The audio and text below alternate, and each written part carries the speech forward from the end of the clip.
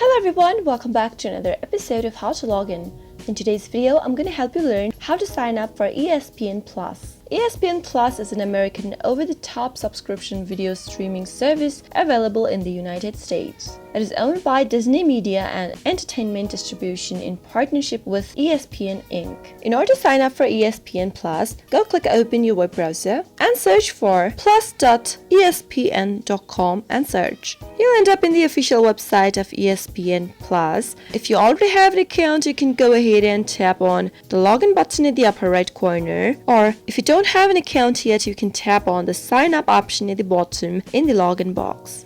Now, create an account by entering your credentials in the text boxes. Start by typing in your first name and then move on to the next field and type in your last name. Enter a valid email address that you would like to use for your account, and in the next field, type in the password that you would like to use for your account. Once you type in your password, make sure that your password meets these criteria mentioned right below. If you want to double check your password, then you can tap on this show password box and reveal your password before moving on. If you would like to receive occasional information and offers about your favorite teams, sports and other information, then you can leave the box checked over here. If not, uncheck the box. And finally, tap on the sign up button.